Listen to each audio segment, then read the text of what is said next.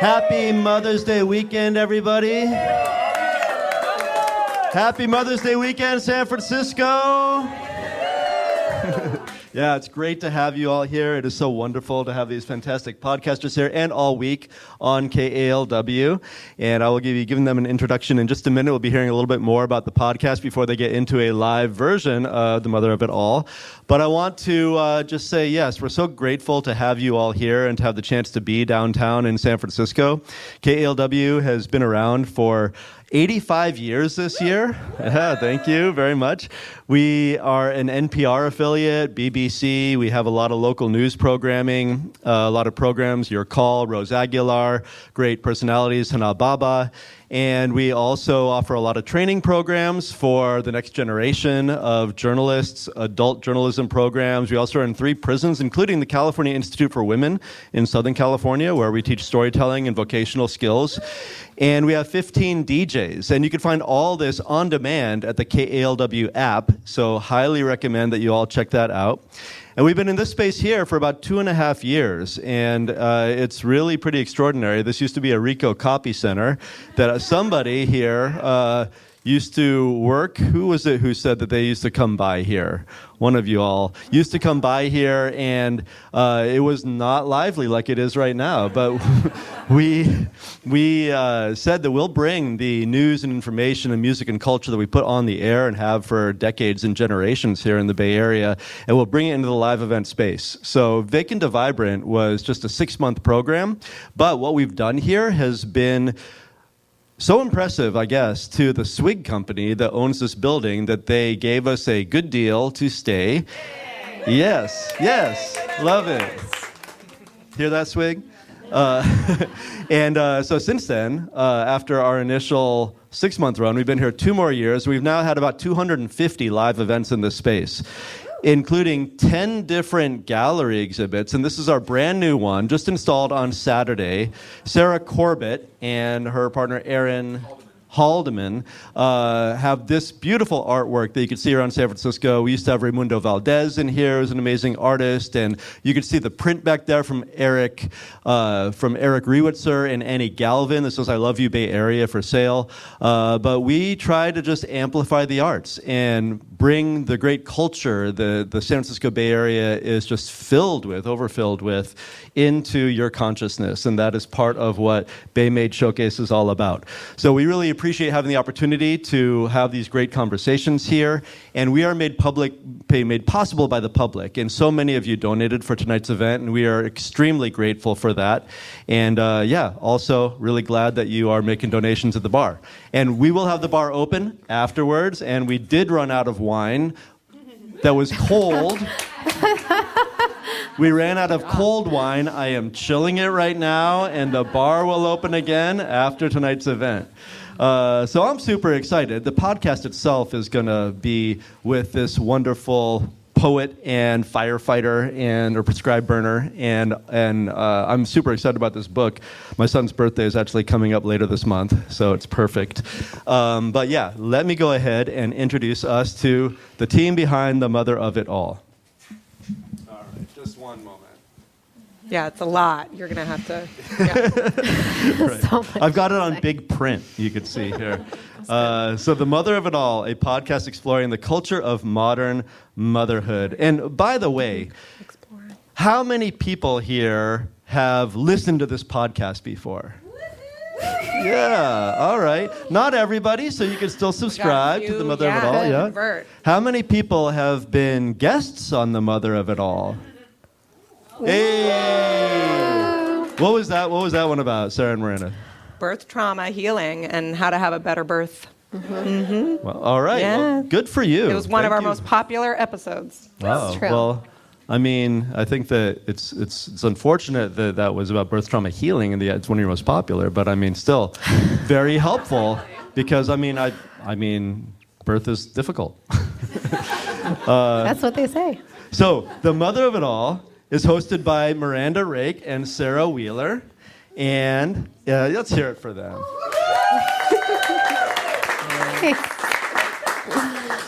And it goes beyond the usual parenting tropes to dig into the conversations that actually matter, offering warmth, humor, and deeply considered takes on everything from identity and relationships to the evolving realities of raising children today, including about like a lot of use of different kinds of drugs that I heard earlier this week on Baymade. It's not like what all the episodes are about. No, but it's a healthy dose. Drugs can help.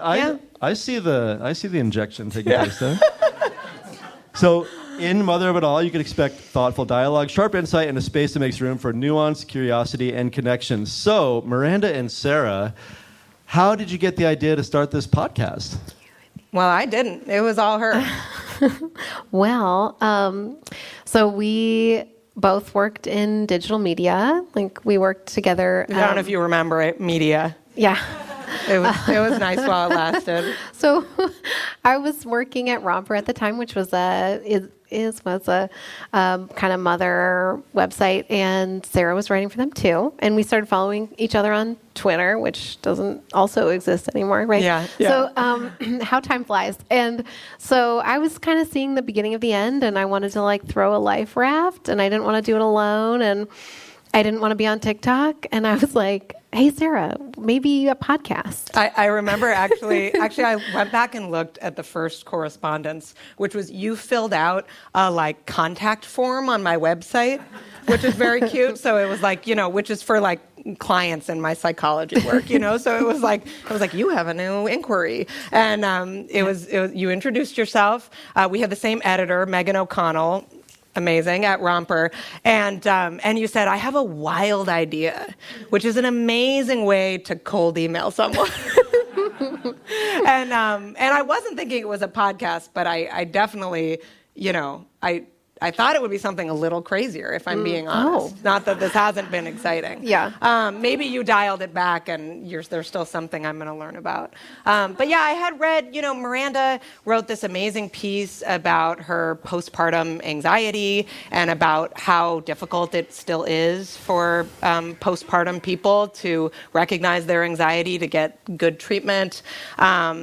And it was incredibly beautiful, incredibly well-researched. I remember reading that and being like, oh, wow, I'm interested in this woman. And then I think the same month, she published a piece about the time timer, which I don't know if there's any parents around here that use this. Yeah, one of my colleagues loves a time timer. Yeah, it's like my favorite parenting tool. And I was like, wow, she has range, and I like that. We can talk about like, okay, but like, what do you do when you actually have to get your kid to get out of the bath? And we can also talk about perinatal mood disorders. So yeah, I was hooked. And we were both, I think we were both like, in media now, and then it's like, increasingly, it's just like clickbait and listicles and really pushed aggressively by editors to have a take, right? And like, yeah, there was a lot of like Kate and William aren't naming their kids feminine enough names. Yeah, or whatever, or just have a hot take about like you better potty train, at 11 months or everything's over. Yeah, and like I think we both were really more interested in the gray area, and there still is no room for that in like media right now, if it seems. So the podcast was like, well, let's make our own place and let's talk about what we want to talk about, and maybe other people, this might resonate with them. What if we just had like not opinions, but we just like, or we do, but we kind of like also think our opinions could totally be wrong. Or we talk each other out of them by the time the hour's over. Yeah. So one thing back there. So there's a merch table where you could find the books of poetry by the guest who's going to be on the Mother of It All today, but also merch. And one of the pieces of merch says the word matrescence, I think. So what is matrescence? Well, it's Miranda's special interest, so I'll let you take it. Special interest. I love it. So Arlie Athan, I guess, is a psychologist who has kind of like refreshed the term, and she says matrescence like adolescence. So it's a developmental stage of life. When you're a new mom? When you are, well, yeah. Or when you're a mom, period. Becoming a mother, like the transition from adulthood to motherhood, this huge transformation, like Lucy Jones' book, Matrescence, she describes it as total biopsychosocial transformation. So, because your body has changed, your brain has changed, your position in society has changed, like how you perceive yourself, how others perceive you, like it all changes literally in about like 12 hours, like to 58 or Depends whatever. on how long. Depends on how long. I had a C-section. Took about 50. I mean, yeah. So that's like, I think something that we're always really exploring. It's just what's going on.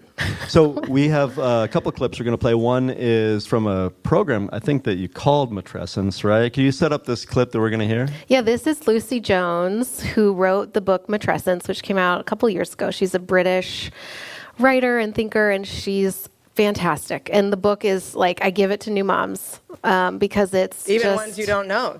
I would like to have a stash to hand out. We talk about this a lot. Like if we just have a stash of books we can hand mothers in different stages. They don't always receive it, but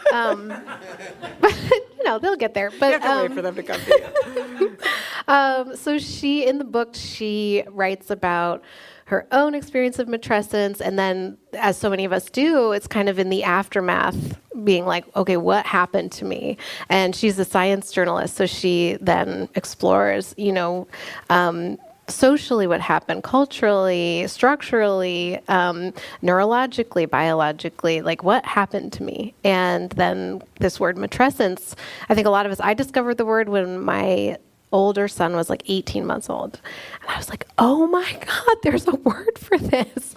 And it's so stupid. Like I was texting it today. I'm pointing to my husband. I don't know why, but texting it to myself, and it auto-filled because I use it so much, but it got the squiggly underline because it's like not a word, and seems like it should be a word. It does seem like it should be a word. So Lucy Jones, in this clip, we're talking about her work. All right, so this is a clip from The Mother of It All. Is a word that was coined by Gina Wong Wiley. And I use it as a chapter heading to think about the future. I think that there are so many ways of building an optimistic mother future. And I guess maybe let's start. I think there's kind of the micro and the macro. Mm-hmm. So my sense is that actually, as much as, there are people like you guys writing a lot about the subject and have, there are books, there are podcasts, there's stuff happening. But actually, my impression from correspondence that I've had since Matrescence was published in the UK last summer is that there is a huge amount of just like mainstream suppression of the maternal experience. Mm-hmm. And that while people might have kind of close confidants that they can open up to, there is like an epidemic of like shame and stigma and trauma, actually, like people feeling not just potentially birth trauma, but also traumatized by becoming mothers in a society that is so hostile to mothers. And therefore, and then because our society is so individualistic, mothers blame themselves, they shut down, and they kind of put that in a drawer. And I think we need a revival of consciousness raising groups. And obviously, like, this is like a consciousness raising group, your podcast, but I think that. Thank you. We picked it because of the compliment at the end. Yeah. It's kind of the best compliment you could ever give us. But I mean, it's so true, right? I mean, it seems like even just from listening to that, hearing you talk about matrescence, even like, trying to familiarize people with the word through the sticker, for example, in the conversation, that you're creating a sense of more understanding and belonging and support. Good. I hope so. I think, what she's...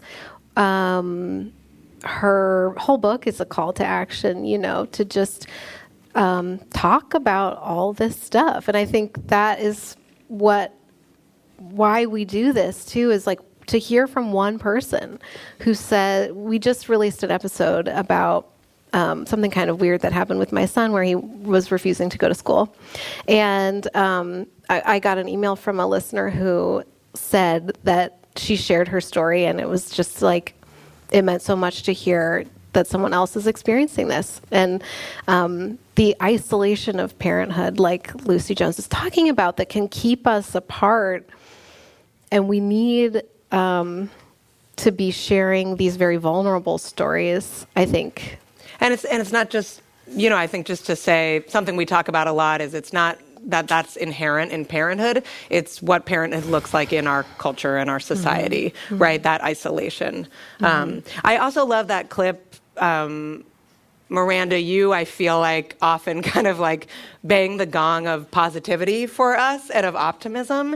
And I love that Lucy wrote this book that's very serious, and she's talking about shame and suppression, but she's also talking about this mother future, that like there is this belief that together we can really turn all of these themes into something that betters not just our positions, but our whole society.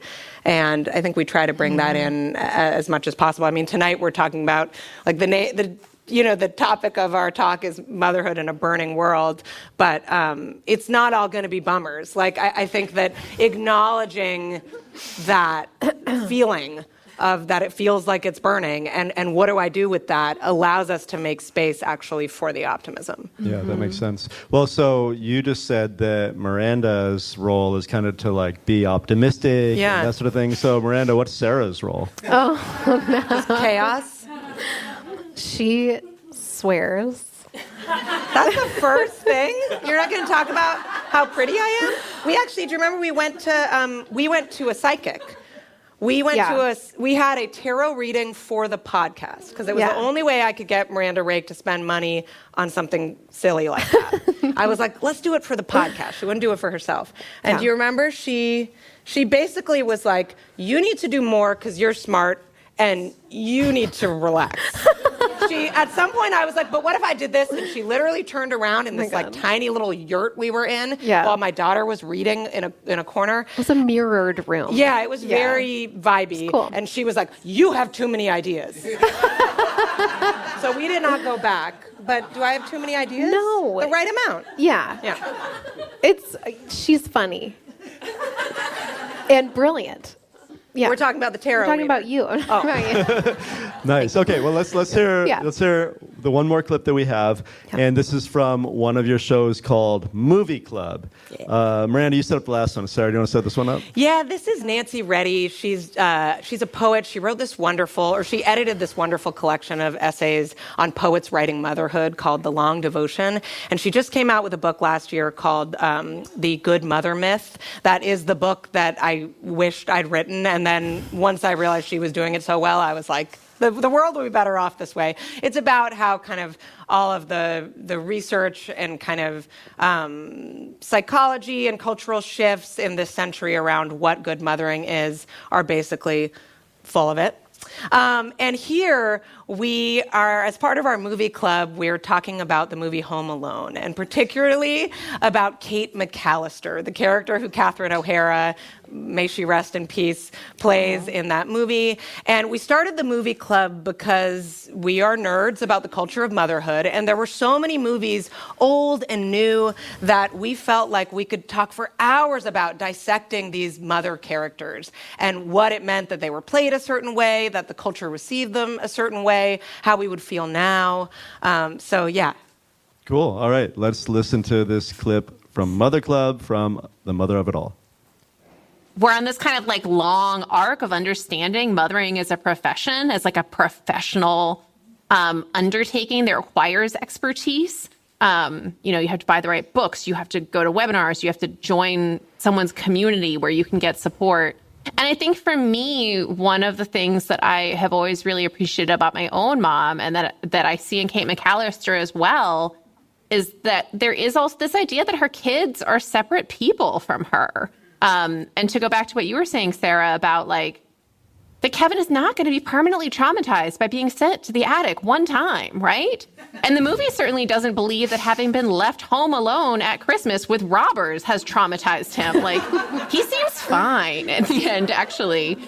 No, it was character building, I think. Yeah, and it's this way of understanding kids as like resilient and capable. And that actually seems really important to me. And that's one thing that I feel like a lot of our parenting discourse now really doesn't capture. I think there's this idea that like kids are fragile and we have to protect them. And if we ever say the wrong thing, we can ruin them for life.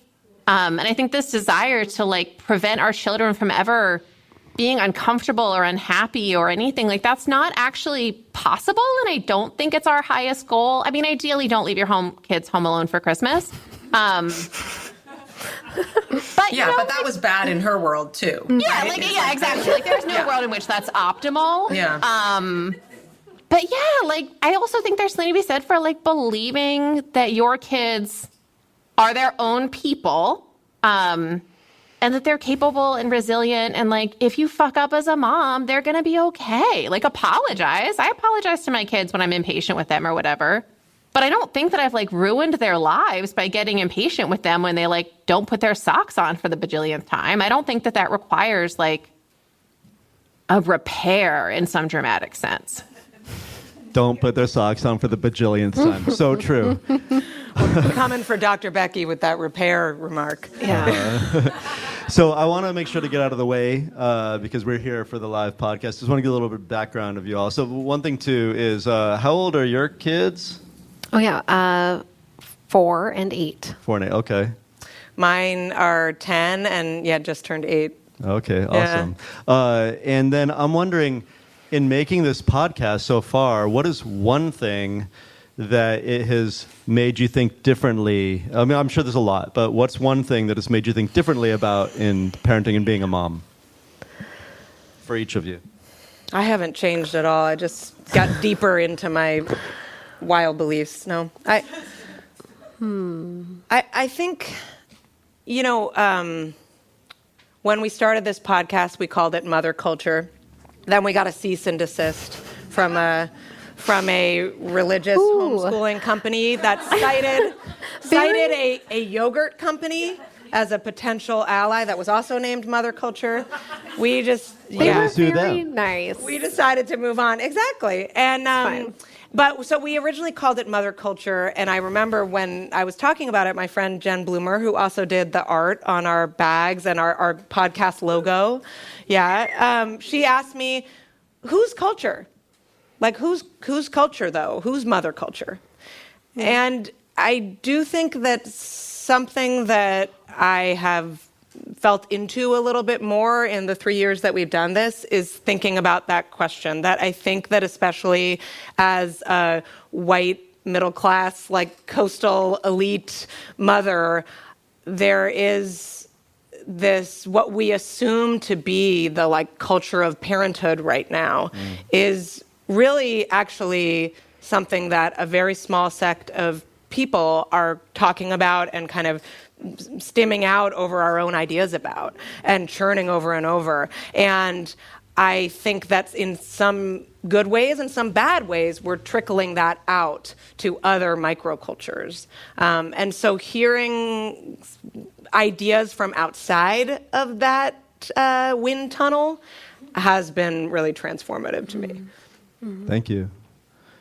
That was Sarah Wheeler. Miranda? Yeah, I think kind of going from what Lucy Jones said, and I guess, related to what Sarah said, I think I have become, like, a lot more radical about what is needed and more active in my own community in terms of making, like, the optimistic mother future. How can I participate in that? And I think you're, like, thinking so much about neighborhood, community, neighborhood public school, and no one else is going to do this work. And even though I feel really overwhelmed sometimes, like, if I don't want, like, AI in my kid's classroom, I got to be the one to be like, hey, other moms, like, I think we should talk about this, or let's go to a school board meeting or something horrible like that, and Ouch. So I think just realizing that, Lucy says in that episode that writing the book made her realize that she says, like, our global North ideology is not fit for purpose, and we need mother thinking to rebuild society, basically. Yeah. And the deeper we go, the more I'm like, yes. And that's been cool. Yeah. Well, here, I agree with that. All right. Well, just before we get into the podcast, Miranda Rake and Sarah Wheeler, everybody. Thank you. Thank you. Yeah, that was fun. So now what we're going to do is we have the theme music to The Mother of It All here. And I don't know how much. You guys could be like, more, less, whatever it is. But we're going to basically play the theme music. I'm going to step away and get out of the way. And then you guys will just introduce the podcast and go with it. So thank you so much for being here. And I'm very excited to hear what happens. Thank you. Thanks for having us. All right.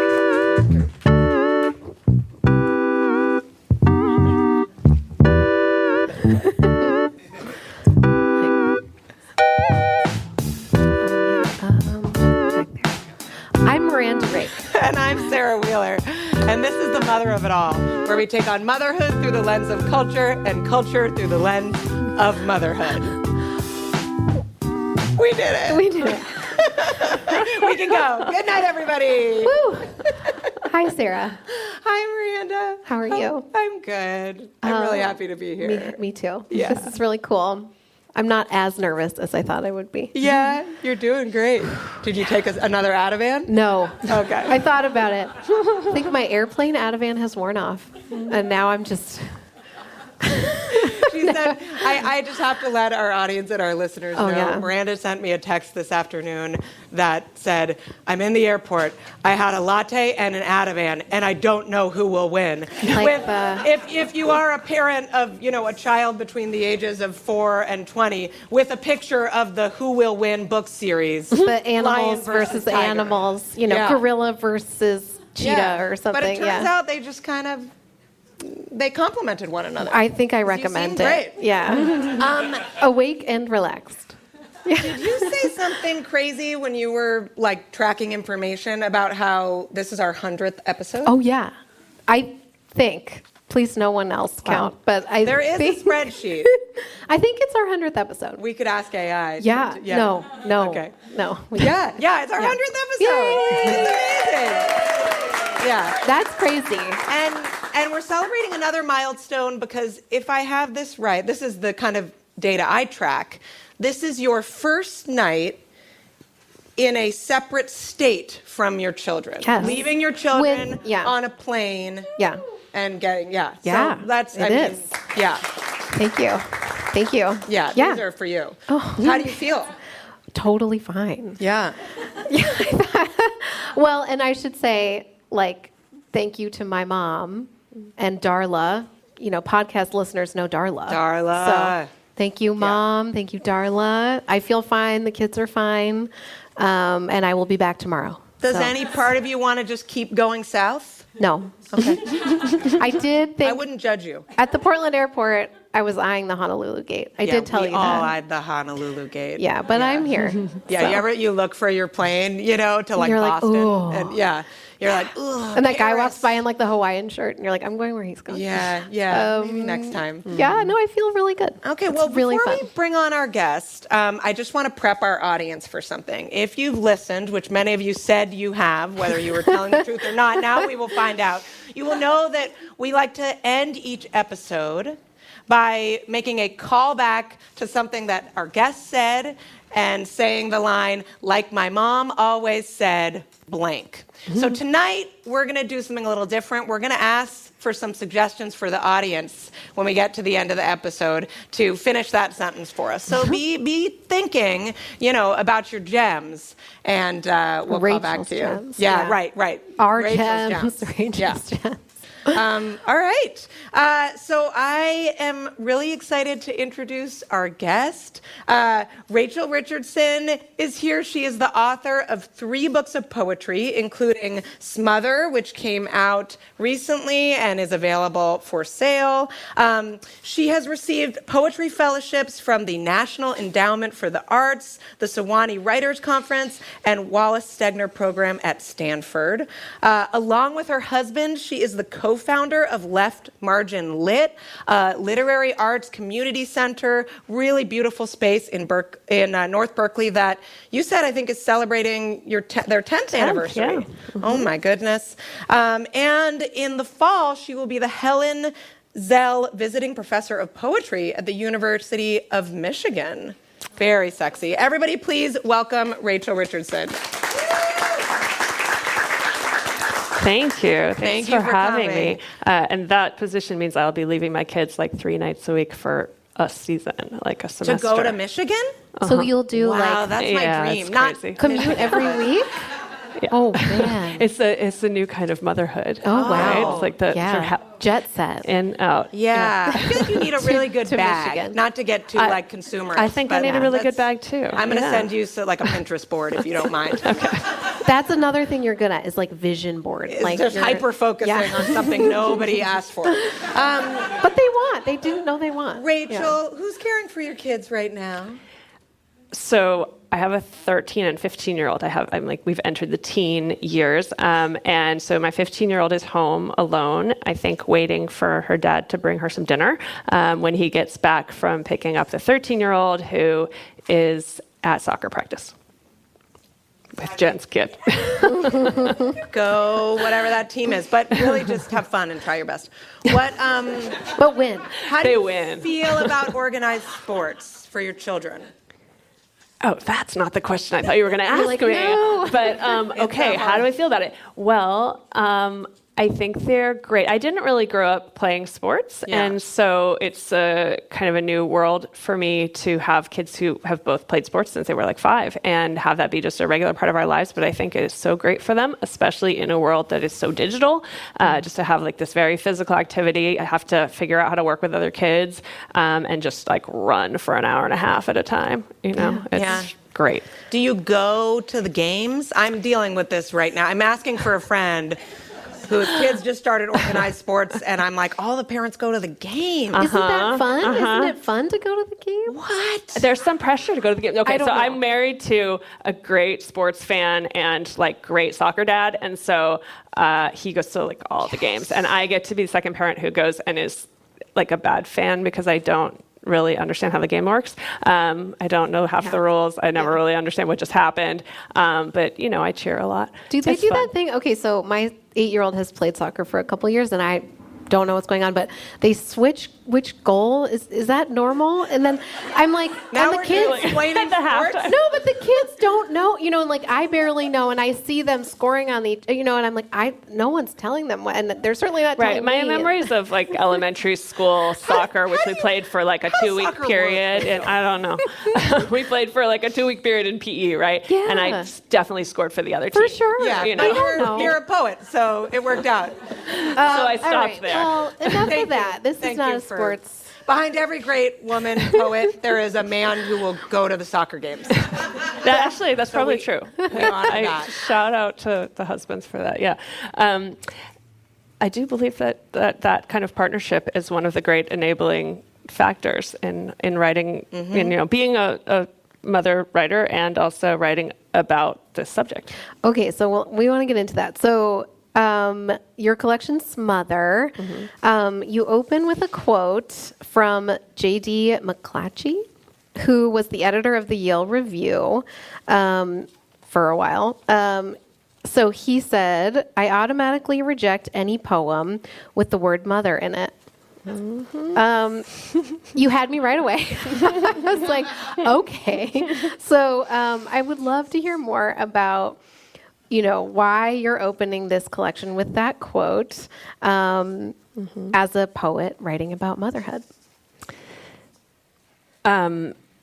Because, well, let me tell you about him a little bit and about where that came from. Yes, please. I heard that from him. He was a very established poet, and he ran the Yale Review, which was a prestigious and really great literary magazine, and considered like very sort of highbrow, like one of the great sort of intellectual magazines.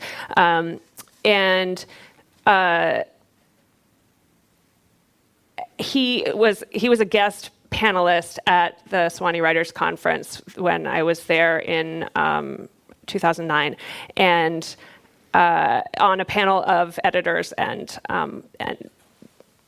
I think just editors, book and magazine editors. And so the audience was people who attended the Writers Conference who are, aspiring and emerging writers wanting to learn more about publishing because that is something we would like to do, right? And I was there probably just before my first book and before having kids in that audience. So he was asked in this Q&A, what kinds of things are your pet peeves? What do you not want to see in the submissions pile? And that was his answer. And he laughed. He thought he was being witty, right? I agree that he was being funny, but not in the same way that he thought. I mean, it's funny because it is ridiculous. It is a stupid thing to say, right? And absurd, right? Because it's so broad too. I automatically reject any poem with the word mother. So meaning about a mother, you can't. That's just a topic off limits to anyone who has a mother, right? Don't write about her, right? And then to anyone who is a mother, like, it is your worldview. It is your way of seeing and of being in the world that is just illegitimate for real, serious poetry. And I assume the verb was also off limits. We can't to mother. Thing. Oh yeah, the word mother, I think, is in all forms. So I wrote it down dutifully. I was like, okay, don't send J.D. McClatchy poems about your mom. But then the next year I had a baby, and that advice stayed with me, and I started seeing it, listening to it as a more serious thing, and it sort of haunted me for a while because I thought, well, shit, what else can I write about? I just had a baby. I can't think about anything else, did you take it serious? Like, did you carry it as like, okay, I cannot write about this? I did. I did. I tried to avoid it because I sort of believed that. And I thought, it's terrible, it's sexist, it's dumb, but if it's the rule, I would like to write things that get published, So I did think like that is something I should not dwell in. And it wasn't only him, it's not like I just heard this one comment and took it. It was a message that we were receiving from a lot of places. And I could see that there were many women writers I knew who wrote about motherhood, and in addition to writing about, their mothers, but wrote about that sort of bodily experience of motherhood and of raising children.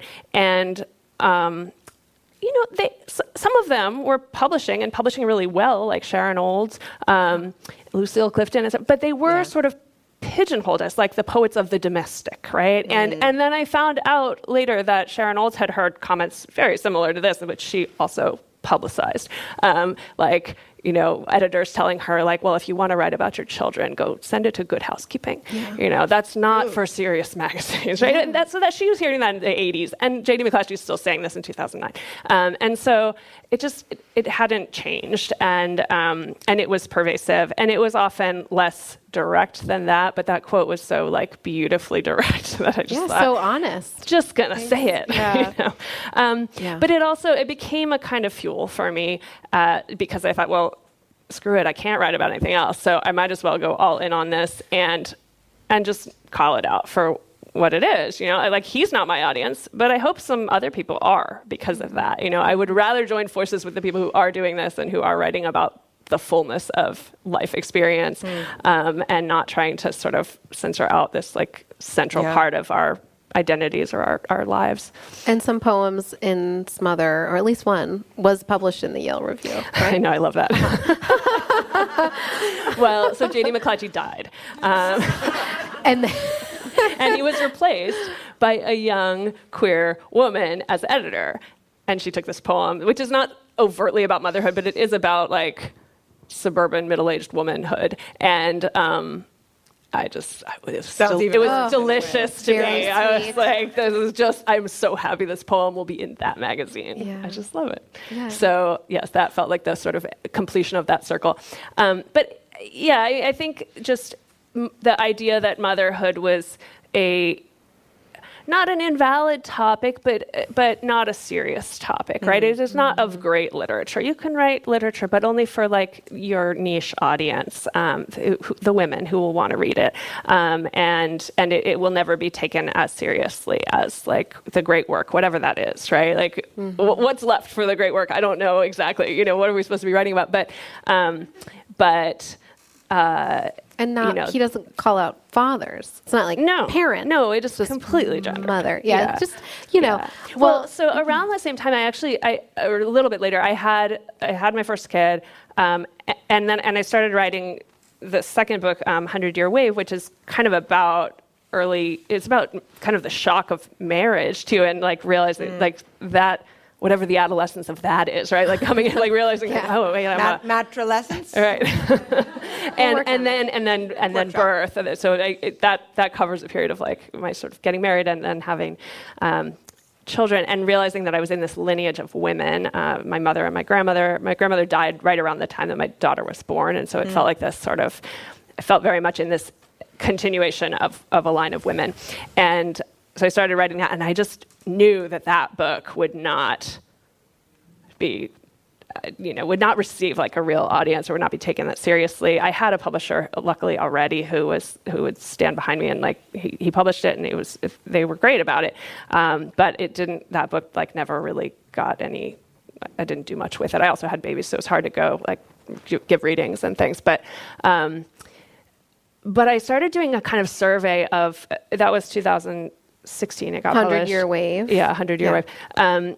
And in the process of writing that book, I was so nervous about writing anything about, breastfeeding or having a baby or like, having like hanging out with my toddler, any of that sort of part of life, that I started searching for the other women who were doing it, in like my contemporaries and people who had books, like new books coming out on that. And I did a kind of survey, and I found a bunch of great things that were actually being published right then. And I think since then we've seen a ton more. But I found this.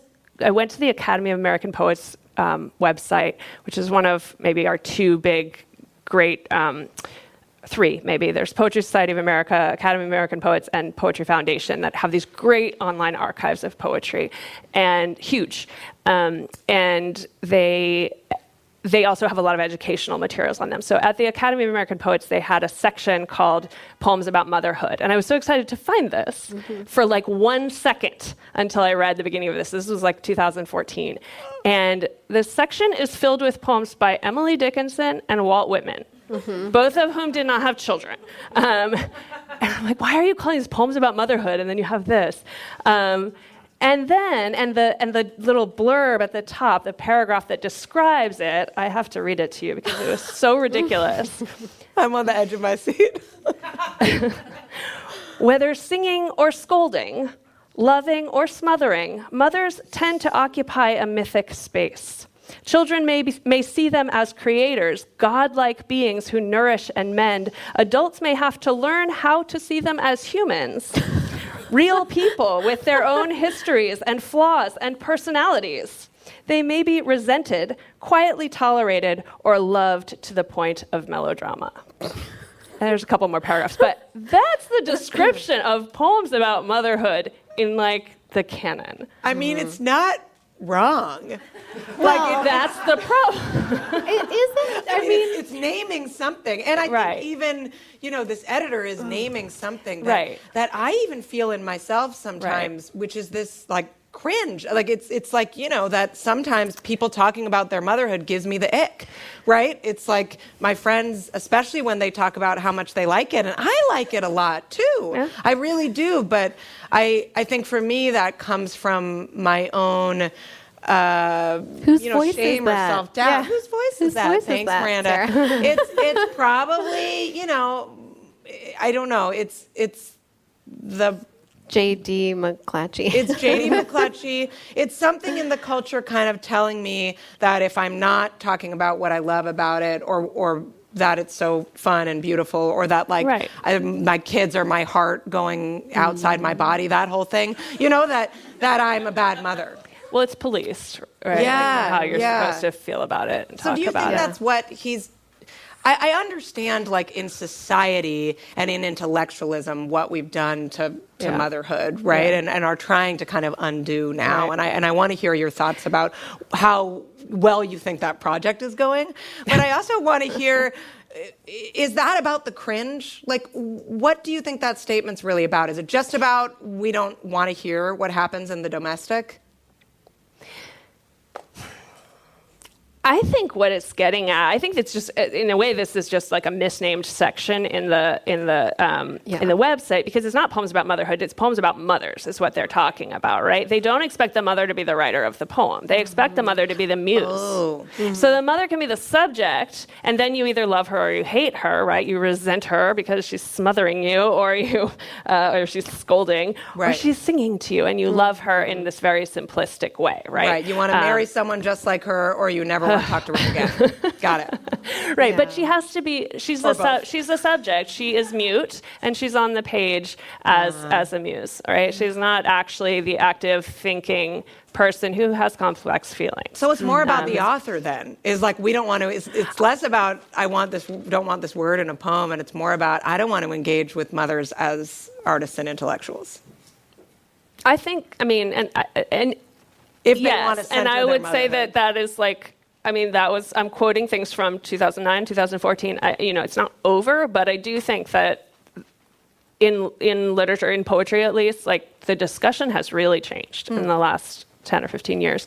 In part because all these moms are writing books just saying, like, with the complexity, right? And just with saying, the word mother in it. I'm actually a human person, right? With selfhood and this attachment, right? And sometimes there's friction in it. Well, I think we've been grateful to be part of a group of women writing about motherhood who we're constantly inspired by. I mean, all the people we've had on the show, like Janet Manley and Catherine Jesser Morton and Megan O'Connell, and, the list goes on, but like engaging really intellectually. I mean, Janet makes these gorgeous oil paintings of her children and writes. And I think circling back to matrescence, like I think for a lot of us, it's this incredibly creative evolution. And when my children were babies, like I had never written a lot of poetry and it was flowing out of me. Like I couldn't not, because it's the way my thoughts were forming was in this like piecemeal way. And it's sort of heartbreaking to think about it being stuffed into a box or less than, because it's such a creative time. And we know that it's neurologically creative. Like there's a lot going on in your brain that it's a wonderful time to be making art. Well, I would love for you to read a book, or a whole book, no, a poem. So both of your collections It's called Infinite Jest. have beautiful. We'll be here for weeks. Yes. So they have beautiful poems about many things, but your experience of motherhood comes through in both of them. I feel like it's explored in a fiery way in Smother, and then there's a lot of water in 100-Year Wave. So I'd like to start here. Would you read Tide Book for us? Can I borrow your book? Yes. I have it done. Oh, you got it. Or either way. Okay, there you go. Great. Thank you. It was fun to go back to this in getting ready to talk to you, because I haven't read this poem in a long time, and I realized I put the word smother in there, so I was it was in my subconscious as like a connection to Gestating. some of the arguments I want to make about motherhood. This was the gestation of the next book, right? These are the baby kids, and then they become the big kids there. This is called Tide Book, and so this book is very much set at sea and with the sea. I was thinking a lot about my family, who I'm from an extremely matrilineal family. Like there are no boys ever produced in our family. I'm one of three girls. So you're witches? I have two. Yes, I have two daughters and a niece. I'm one of three girls. My mom is one of 5 girls and 1 boy. And my dad didn't have any siblings, and my husband has a sister. So there's just like only women around. So we have to like import the men. And Where do you get them? I found David in poetry, poetry school. Well, we know it's It was very a good choice. man-heavy. So this book, or this poem, is sort of a dream state kind of experience of being on the beach with babies. And thinking about the like lineage of mothers. Tide Book. Let's say the refinery is a beehive and the heavy smoke wafting, not smothering. Something is boiling beneath. Something stirs the bleached carapaces strewn everywhere on the sand. Limbs, claws, those fragile crenellated shells that small children gather in their hands.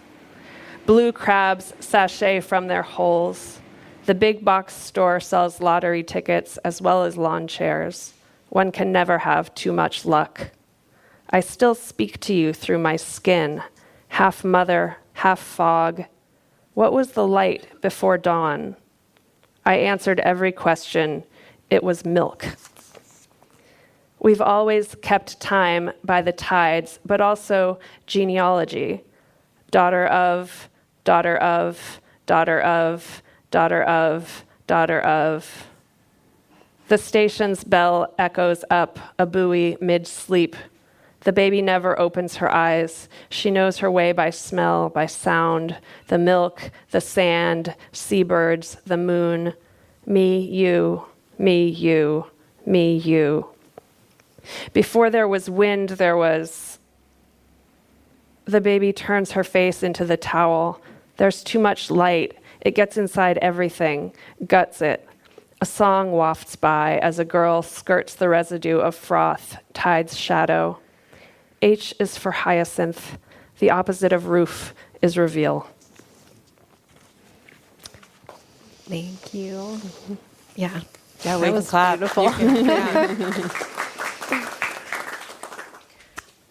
I appreciate beautiful. in a lot of your work the way that motherhood is there, among other things. We talked at the top about acknowledging the burning world and also thinking about hope and optimism. And Miranda and I often talk about how it's everything all at once, right? I mean, being alive is, but motherhood can exacerbate that, and parenthood can. And so hearing you talk about the climate, at the same time as, you're feeding your child, and I think for me, that's where I get some of the most hope and a little bit of some of the pain in where we're going around, respecting writing about motherhood as an intellectual pursuit, is that I still hear, there was like a review of the photographer Sally Mann's memoir. She took these famous portraits of her children, and her children, are grown up and have feelings about that and all of that. And, the reviewer, in the end of the review, talked about her own child saying, "Mama, do you make art about me?" And her saying, "No, I don't talk about you in my writing," because she's a cultural critic. And, I'm sure I projected my own feelings of inferiority into that and of rage, and that judgment kind of wasn't actually there on the page. But it felt like, well, hold on, you're not better than me because I'm writing what's around me. And I think on the other side, I really see a lot of beautiful artists in a lot of different media using, like in situ, using their motherhood, using their not using their children, but using the interactions that they're having with their children to inform that, and kind of breaking down those walls and that, frankly, kind of patriarchal idea that in order to make art, you need to be hidden away from the world and from your dependence and your human connections, right? You need to only serve the muse. Right. The muse who is... That was a long way of saying I love that poem. Thank you. The muse who is the mythic mother, right? Right, I forgot. How could I? Yeah, well, thank you. And I'm glad you see my poems that way. I mean, I think that is my artistic goal is and ethos is to be receptive to all the things at once. And I think that's one of the things that is kind of dissonant sometimes in motherhood, but also and maybe just in life in our society, but it feels like motherhood is this particular lens through it. But also valuable, like the tiny daily things, making your kid breakfast, and then the grand, the scale, and how they both exist at once, and the crisis in our natural environment, which is our whole world, right? And then but my kid needs to put on their shoes for school, or like the fact that I care about trying to put something in the recycling, or like compost the leftover, breakfast. And yet like the scale of things that are going wrong is like, that doesn't really matter. And the dissonance. And yet, like we exist in both of those things at once, and I hope that both of those things make their ways into my poems. I think, I think this book, 100-Year Wave, is so interested in, or so focused in the almost myopic, like tunnel vision, very, very small world of having new babies.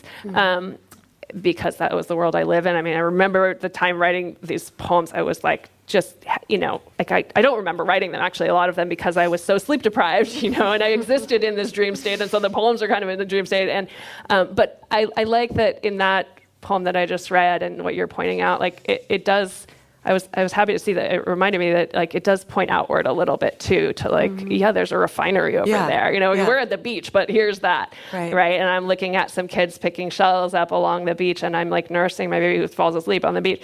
But then there's like the grand scale too, that's always moving along at the same time. Well, both books quicker than we wanted to. Right. Like I feel like time, poetry feels like such an art of attention, and to me, and then like time and attention are quite related. And then I feel like both books really have this like real temporal theme, where this one is looking back, right? Like you were working with family history, right? And I thought that was just really compelling. And having children for me also was like, it really put me in a line. It felt like in a way I had never been aware of before. And I just remember holding my baby and feeling connected to like, just imagining back, like beyond history, and like how every mother had cared. Like I existed because a mother had cared, and a mother had cared, and a mother had cared, for like, I was like staggered by it. And then Smother, I feel like a lot of times it's like thinking forward or like worrying ahead. And so it's just interesting. And I think that seems like the temporality seems to speak to a mother part of myself. Yeah, we've talked a lot. I mean, this was one of our first episodes. Was your obsession with time, right? And how parenthood, motherhood particularly changes your sense of time. The like long days, short years kind of concept too. And then, being part of this larger cosmic, centuries old, whatever. Yeah. I was a little afraid of writing I didn't know what my third book was about as I was starting to write it, but I thought like I might have run out of material, because my first book was about kind of my dad's family lineage, and this was about my mother's family lineage, or my lineage in that line. And then I was like, now where do I go? Like I worked through my family. So also landscape. Like I've never lived in the place that I've written about, really. I've always thought that I used to think that I needed a sort of psychic distance and physical distance in order to write well about a thing. So I can only write about things that are happening right now, but I don't know if I do it well. Maybe that's how the brain changes in Motherhood too. I'm like, I can only remember the thing that happened like 10 seconds ago, so like I better write that one down because that's all I got. But yeah, so this book, Smother, is about living where we live in the moment we're living it, and I document in it. I mean, I did not mean to write about fires. That was not my intent. I thought I was writing about.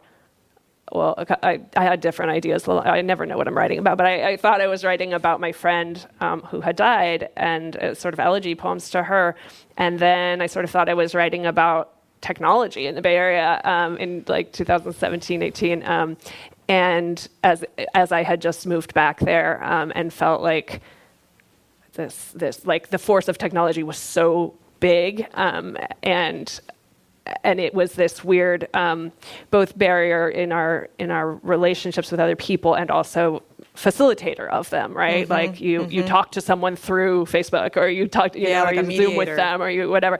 And then, the pandemic happened as I was writing these. And so I was like, oh, now technology is really right there, right? But also the fires started happening. So that was this other screen between us, with the smoke. And also this thing that brought people together. So they started having sort of similar thematic kind of shapes. And Would you read to us from Smother, Rachel? yeah, I would be happy to. But anyway, it was important to me to document like the real, and the things that were happening here, and the moments in which they were happening. Shall I read Poem with Child Crying in the Background? That's the one you asked me to read. I love that one. Okay. I also loved After Fire. Thank you. That I loved all of them. But also the pandemic one, the one that's like you and your my pod School. mom, my pod friend. if you want a great pandemic poem, it'll really take you right back. That was We should all write a poem about that our was the pods. crucible, right? Like that was the experience that we were forged in. Oh my gosh. Especially as parents. That's actually the only poem that my daughter has an opinion about in this book. She's mad about it. She doesn't like this poem because of something I say about her in it. So Well then, okay. Do Then read read it. it. Or don't read. I mean, I'll read it. You have to live with and I'll tell you what she doesn't like I afterwards. don't think any Berkeley teenagers are listening to this if it helps. It's okay. She's heard me read it a lot of times, but it's interesting to have children who are old enough to comment on what you write. Yeah, right? And yeah. so actually, that's actually when you say, how do you feel about writing about your children? I don't think I write about them very directly very often. I mean, this poem was much more interested in what the experience of motherhood was than in who my children are as people. Right. But this poem, you'll hear what I say about my kids, and then I'll tell you what made her mad. Girlfriend poem, Renee. When we had no school, we made a school. Maps and Senate contests pasted on my wall, and the timeline of American history the way we wanted it told on yours. The kids walked between our houses, and you made bean soup, and I made yogurt, and we delivered them by child courier. Your day or my day to be teacher, and you yelled at the kids, and I yelled at the kids, and we apologized. And I forget which one of us thought up a whole new currency to teach them economics, and whose day was the day the sky stayed orange and we broke into the school playground because breathing smoke on the monkey bars was worth it. And we read about Ma Ingalls on the prairie in 7 months of winter, and little Kamala Harris integrating our kids' own school. And we tried to remember our luck in the world, as you made sourdough, or I did, and I made leaf etchings, or you did, and we packed the kids into the van to the beach to get off grid when the election came. We camped among the shorn native grasses, mowed flat to prevent wildfire, by the cold ocean, and we didn't know how the votes were being tallied, and who would run the country and sign bills into law, and how those laws would treat our children's small bodies and our own. Then all our flashlights died and the dark came down fast. But the kids stayed in the ocean until last light, their clothes plastered to their skin in salt water and sand until they delivered themselves to us, expecting us to peel them free and find them something dry, our own clothes off our bodies, and build a fire and bring them to it, and then lie on top of the picnic table in our sleeping bags and identify the stars. And you did, or I did, or we named enough possible constellations with confidence that the kids believed we knew. And our nylon tents were our den, and our children tumbled and bit, and we wanted school back and these creatures out of the house. And you know all these things as well as I do, but we're forgetting already, and that's why I'm saying this. I'm writing it down because if you and I know anything, we know it goes.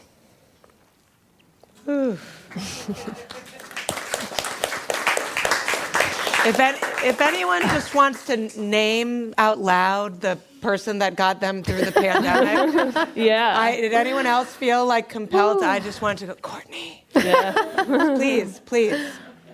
Yeah, thank you. Oh my gosh, Emily. Yeah.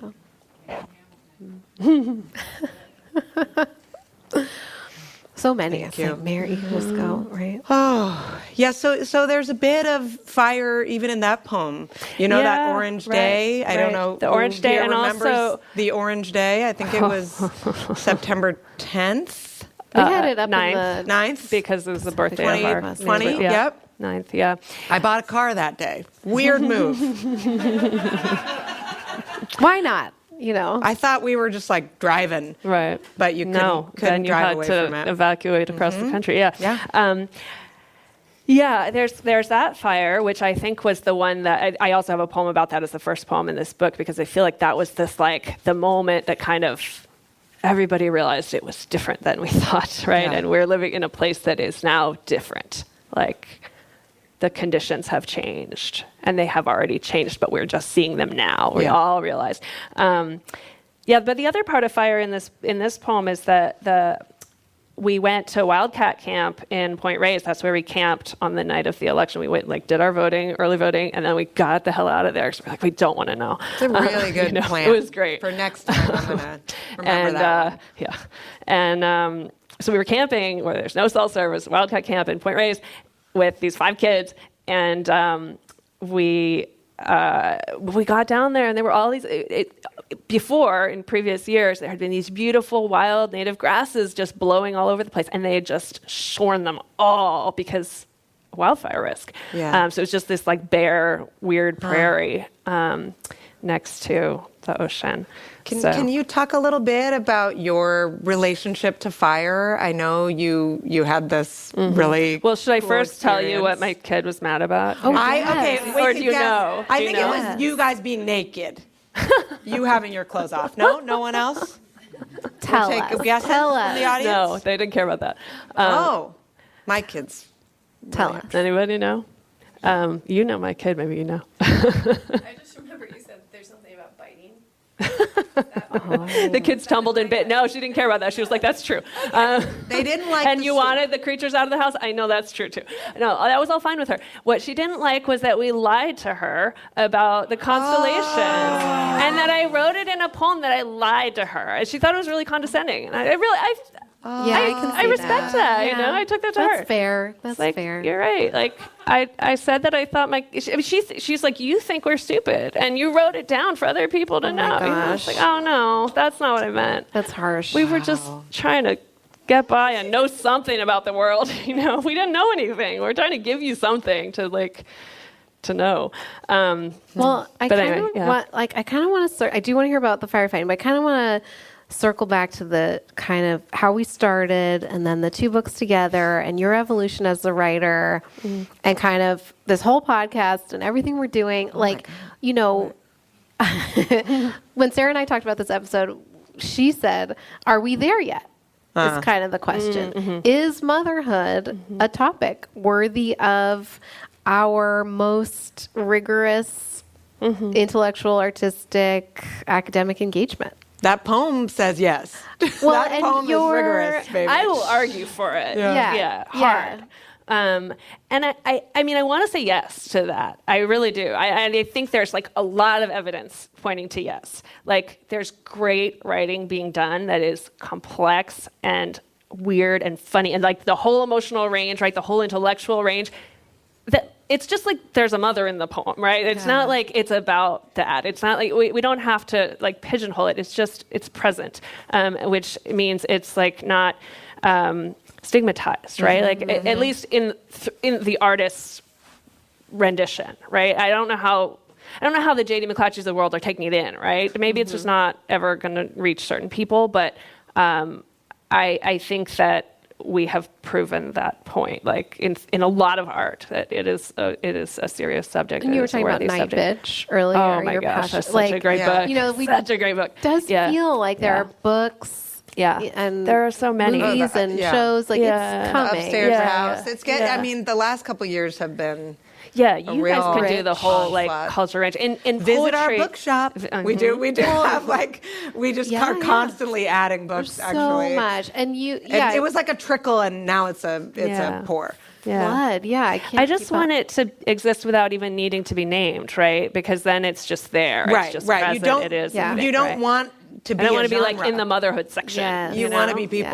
Yeah. Right. Yeah. But I think that largely we are there, at least in the world that I'm in. Like it's all around and it's great. And the diversity of the voices and the experience is like, it's great. I also in deciding to do this thing that felt a little bit radical, but also like, what else can I do? Like to just say like, okay, you say we can't write about motherhood. Here's my book with the word mother in the title. And, right? It's like the FedEx sign. You ever look at the FedEx truck and you can see the arrow in the, it's right there. Yeah. Smoke, mother. Clever. Smush. I thought it was a reference to that paragraph. Well, it is too. I mean, it's all of that, right? Yeah. But I love that the word mother is in it. And then, the first thing you see when you open the book is a reject any poem with the word mother. It's like, well, sorry, I have no choice. Like this is what it's going to be about. Now you know not to read this book if you agree with that statement. It's a clear warning. But it felt a little bit risky too, because I submitted this book. I didn't go back to my previous publisher. I just thought I would like this book to reach the people it wants to reach. And so I tried to get a new publisher, and I submitted it cold to a lot of places, including to the great editor, Jill Bialowski at Norton. And I think it was because it was a motherhood book that one of the reasons that she was interested in it was that. The other reason was that, she loved the poems, I hope. But the other reason was that I contacted her in the summer of 2023, and she called me up to say she wanted this book, and she said it was like 2 days after the smoke had come into New York City, and Norton's in New York. When it got to the East Coast, it got serious. Suddenly they were like, "Oh, there's wait a problem." a minute. Summer 2023, California smoke is bad in New York City, and she calls me up and they she's might like, have a point. "This book is so prescient. How did you know?" And I'm like, we've been living with this, for a decade. But I do think, even on the motherhood front, I think California tells the future to the rest of the country. Like California is bringing the culture east, and so it feels to me like it's really here. But I think it also, maybe I wouldn't have felt that if I were still living in North Carolina. But it will move east. We will spread it. And you wrote this book before you became an artist in residence at a wildfire prevention kind of commune. Will you correct me here? I want to join the wildfire prevention commune. I'm sure it's out there. It's an artist. It's a camp, more like a camp. Go on. It's a lab. You tell it. It's a lab. It's a lab at the University of Idaho, which is a collaboration between their artists and scientists. People got together there on campus and decided that there should be conversation between people in these two fields about climate and about telling environmental stories and figuring out how to tell them through art as well as through science, so that people can hear them, right? It's not just data, it's like human stories. And so through that lab, it's called the Confluence Lab, they put out a call for basically an artist residency for people, any kind of artists, not just writers, who were interested in writing about fire or working with fire, like learning about fire and using it in their art.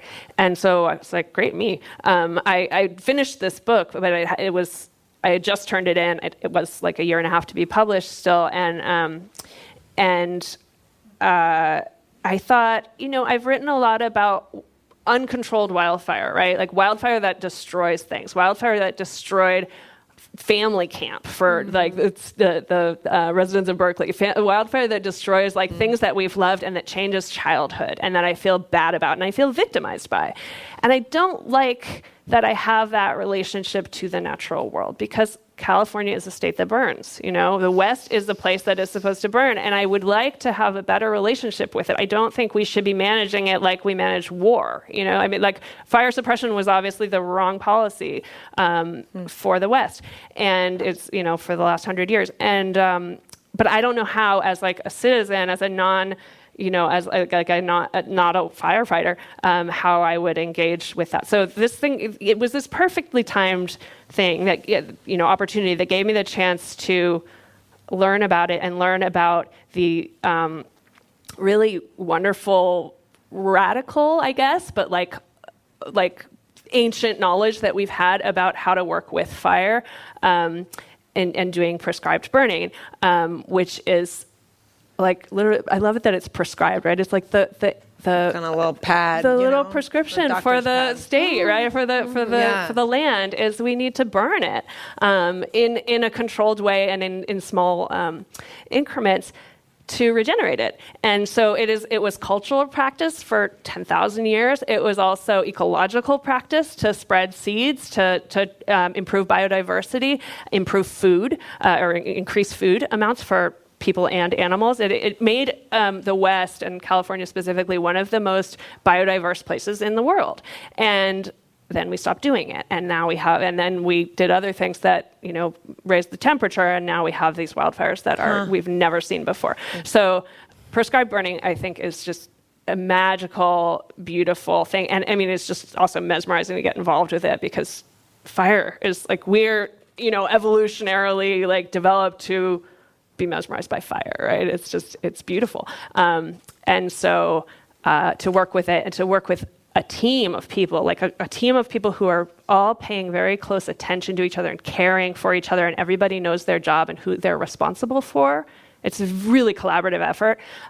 So not was like very a commune. exciting. Sorry, that's not like a commune. I just want to say I have a little experience and very different. Ideal commune would be like this. This sounds really well run. So anyway, I did 40 hours of wildland firefighter training, like the basic things that you need to do in order to get certified as a wildland firefighter at the base level to be hired by the state. I'm not going to do that. I'm not going to be hired by the state to fight wildland firefighters. Yeah, you're supposed to say yet. Growth mindset. You never But know. I went through the training. So that's like really interesting, like environmental science stuff about wind speed and temperature and humidity and slope and what burns and how. And then also really interesting sociological factors, like if there's a meth lab over there, don't go that way. Don't go towards. That's generally or true. Farms, like pesticides will blow up, so we don't address. You don't actually try to save the farm because you need to go to places that are not going to kill the firefighters. Man, talk about real. You're just talking about wanting to name the reality of things. That's real. Yeah, and then the reason you don't go to the meth lab or even maybe like the pot farm is because people don't leave. The people don't get out and evacuate because they don't want to, be busted. So then you have people who are there who don't want you coming in, and that's like human conflict. Human conflict is like what you learn about firefighting is human conflict is like the biggest challenge to firefighting and the biggest danger in firefighting. Humans are always they always mess it up. The problem. They're not always nice. Yeah.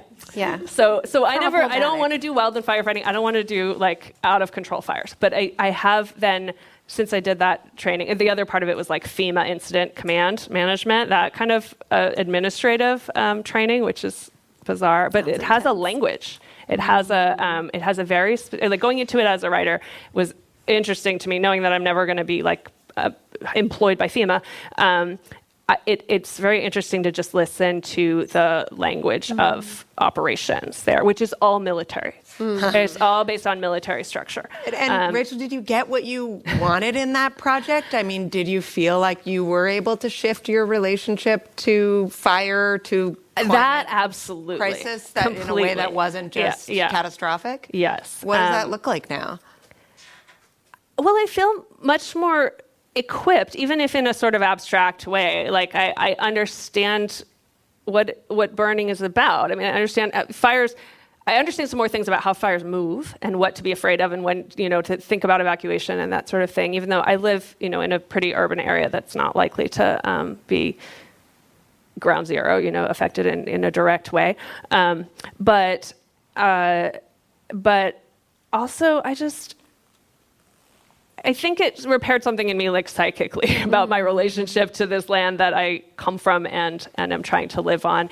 And I have done like 3 prescribed burns, or like 5 prescribed burns now, and I'm very excited to be connected to that community, because I think those are just some of the people who are going to solve all of our problems. Like, they know how to work with other people. They know how to, it's just, it's this incredible kind of attention and care for other people in the prescribed fire community specifically. Like, it's much less hierarchical than the municipal fire community and like federal structures and state structures. Did that impact how you think about? I mean, we just had an episode. You borrowed Caitlin Tier's book from me, where we talked about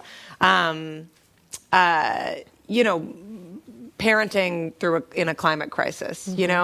Did that impact your relationship to? You talked about being part of this line of women, like, to the next generation. Well, everybody in prescribed fire, you meet these people, you like go to the mess hall with them, you eat with them, and then you like get on your yellows, your like fire retardant clothing, and you go out in the field, and everybody has a job, and you're like carrying a water bladder or a rake or something, and everybody has a job, and everybody calls each other fire family. Like, it's actually a family structure, which is really beautiful. Like, everybody has a different skill to contribute, and everybody is part of it, and we will use what we have to solve the problem, right? And so it is like a commune. So right. So there's a metaphor here, right? There's a symbol that, and it feels very, very restorative to me, and it's something I haven't, in terms of like, has it completed something for me? I think it's healed something for me, or like restored a kind of faith for me, and but I haven't yet done the art thing with it. I don't know how to write about it yet, and I think I need to do a few more burns, and also it needs to sort of digest in some way. I'm not sure what it's going to be. I don't know if it'll be poetry. It might be something else, but I'm interested to see how that comes into my work. Something that has come up before when we've talked about climate on the podcast with Caitlin, and someone else came on to Elizabeth Dorr. Thank you. I was like, who? She has a great newsletter called Cramming for the Apocalypse. That's all. After that episode, I went deep dive into it, and we got a lot of water tanks. Yeah, like a backpack. Thank you for filling them. But one thing that comes up a lot is like, and it came up a lot in Caitlin's book, Little Apocalypses. It's her book, and the idea that as a parent in this world that is so full of uncertainty, like, one thing that seems to give kids relief from climate anxiety is seeing their parents actively engage in activism and just do something. And that is so simple as an idea, but it really, when she said it, I was like, oh yeah, I guess, sure. Like, oh, my mom's doing something, it doesn't have to be like I'm solving it personally, but I'm just doing something. I'm engaging, I'm learning. I'm not like patting them on the head saying, well, your generation's going to fix this. Right. And, I wonder what, it gives your children to see you engage so deeply. Also in something that is so existentially terrifying, and you're not running from it, you're like literally running towards it. All the people who run the people I worked with who run these organizations that do prescribed burns, a lot of them have kids and they bring their kids out with them. It's really cool to see. Like, there was a 5-year-old who was the son of these 2 former hotshots who are now the leaders of the burn, and he was just like on the ATV, like with the radio, calling out to me, telling people he was like the burn boss assistant, and he's gonna be an amazing firefighter. By the time he's 18, he can be a burn boss, which is like the head of a unit. And I mean, So yes, I think it can be amazing for kids. I think it can, especially in that particular micro community, it's like incredibly empowering. And they really encourage kids to come. There's a lot of things kids can do to contribute from the age of 5, apparently. But when they found out my kids were like, 11 and 13 at that time or something, they were like, bring them. They'll love it. Yeah, yeah. I was a little afraid to. And then I realized after I did it once or twice, I was like, they really could come. They haven't wanted to, I think because they're teenagers and they think that I'm not cool. And they don't trust you now because of the constellations thing. I wrecked that one. But we've done other things. I mean, I have the tree. We're going to have to wrap. We usually ask about culture recommendations, but I was actually wondering, Rachel, could we end on one of your poems? Yeah. Oh, yeah. Yeah, and actually that's perfect because this is the one in which I got my kids involved in an action, right? To try to sort of. Oh, I love so this is the last one. Rachel Richardson, everybody. Thanks. This is the last poem in the book. It's called After Fire, and it was a tree planting that families from Berkeley went up to Berkeley Tuolumne Camp just outside of Yosemite, which had burned to the ground in the Rim Fire in 2013 and was rebuilt and as a family camp. This is a 100-year-old camp for families, for kids. And the winter before they reopened it, a bunch of us went up there and planted some trees. So this is a poem about doing that. After Fire. The kids cradled baby trees in their arms, plastic conical pots with the starts of incense cedars and ponderosas sprouting upward, tiny shivers of needles spurting from thin beginnings of branch. And we trudged up the hillside with paper packets of nutrients, tree tea, stuffed in our jeans pockets to toss into the planting holes. The rains were coming. Everything felt lucky. We shuddered in the cold, clear air like saplings, our fingers numbing in flimsy garden gloves. The camp's engineer shouted instructions to our assembled group, space them 6 feet apart all over the hill. To feed the roots, scavenge for biochar left from the burn. Mulch them in a blanket of leaves to protect from the early snows. The kids carried trowels. We parents dug and pierced orange flags into the dirt at the planting sites to mark our labor, the starts of new sprouts, this imagined shade for our children's children. We stood over them, mothers over young, gods for our brief moment, remembering the engineer had said, it's reasonable to hope that a few might make it.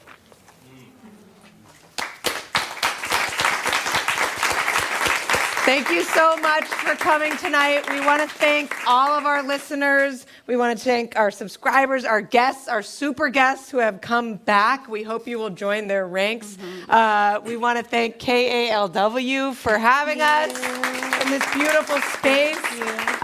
It's Electric for our beautiful music, and Jen Bloomer and Radici Studios for our beautiful art. And of course, we want to thank our friends and family for supporting us in so many ways over the last couple of years. David, John. We're really, really grateful. And before we really say goodbye, and of course, thank you to you, Rachel. Thank you. Thank you so much for being here. Congratulations. Before we say goodbye, does anyone have a like my mom always said?